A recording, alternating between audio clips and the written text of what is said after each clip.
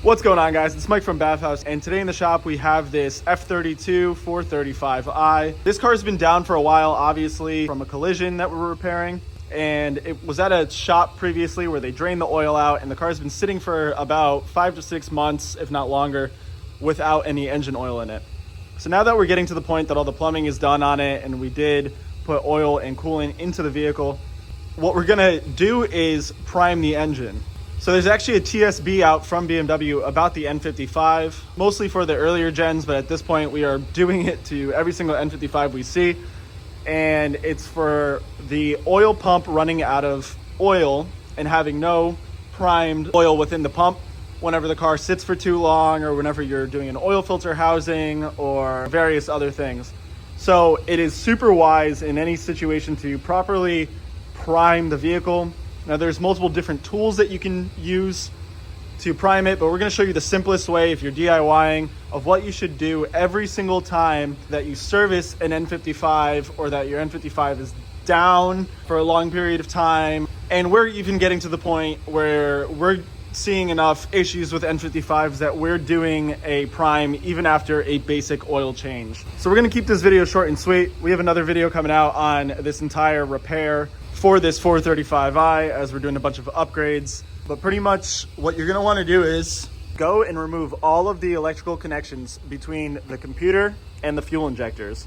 Now the reason that you want to remove the fuel injectors is because what we're gonna do to prime the pump is rotate the motor. The oil pump is chain driven, so by cranking the motor over, we're rotating the engine and actually priming the pump. Now, the reason you want the injectors disconnected is so that you don't actually get combustion. So the reason you don't want combustion is because when a piston goes up and the fuel mixture fires and sends that piston back down, it goes down with force, and without the proper lubrication from a properly primed oil pump, the surfaces between the connecting rod and its bearing and the journals on the crankshaft can actually interfere.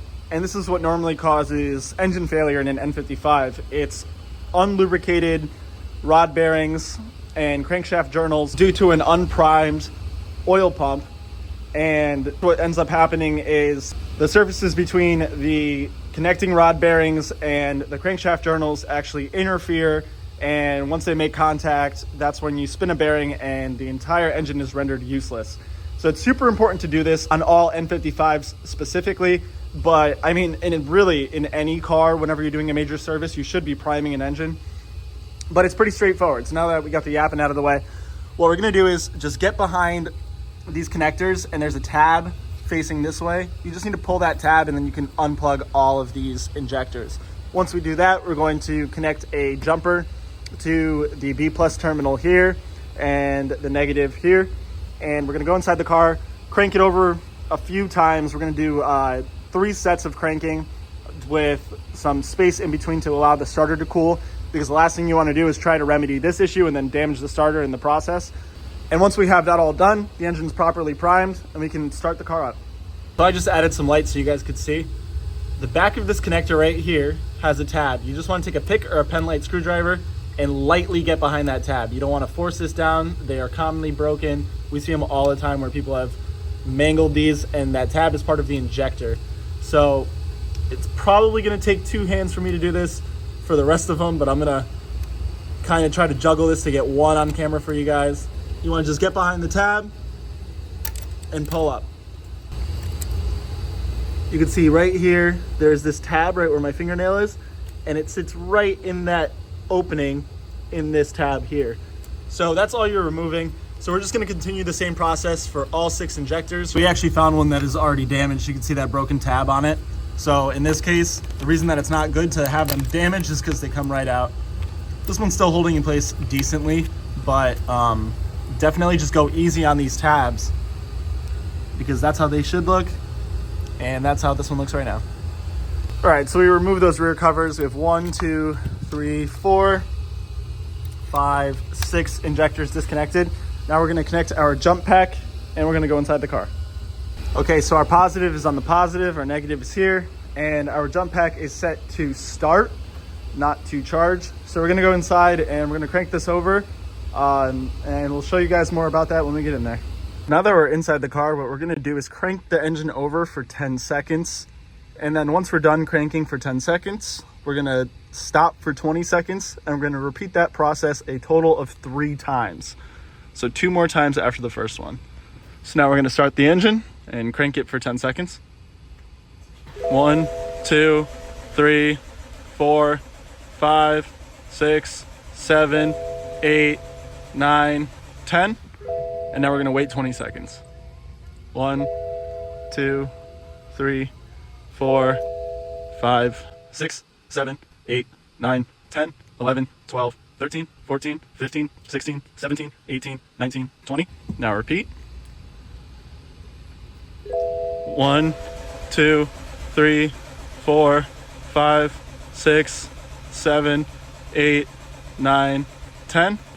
1, 2, 3, 4, 5, 6, 7, 8, 9, 10, 11, 12, 13, 14, 15, 16, 17, 18, 19, 20. 1, 2, 3, 4, 5, 6, 7, 8, 9, 10. Now 1, 2, 3, 4, 5, 6, 7, 8, 9, 10, 11, 12, 13, 14, 15, 16, 17, 18, 19, 20. So now we're at the point we can reconnect the injectors. That last 20 seconds, you could be outside the car reconnecting the injectors. I just wanted to show you the whole process. So we're gonna go reconnect those, come inside the car, and start it up.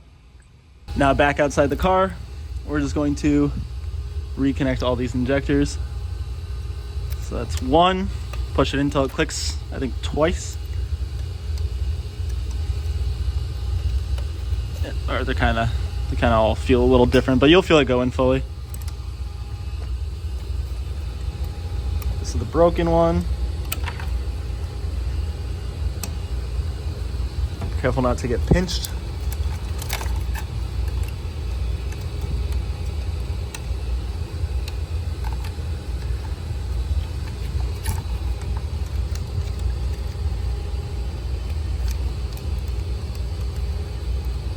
All right, now we can go back in the car and start it up.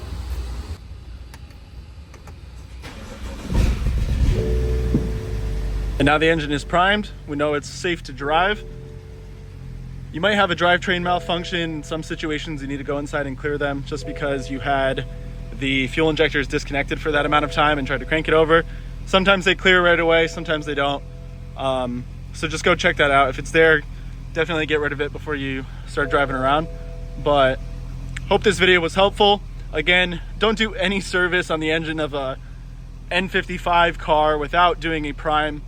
We'll show you in some future videos how to do it with some equipment, but this is the best way to do it if you're DIYing. It's a little annoying because you have to take some stuff off the engine, but you know, the small amount of time you're going to spend disassembling some covers on the engine is going to spare you so much time and money in the long run, as these N55s are absolutely prone to massive engine failure that will require a replacement engine almost every single time. So as always, thanks for watching BavhausTV. See you in the next video.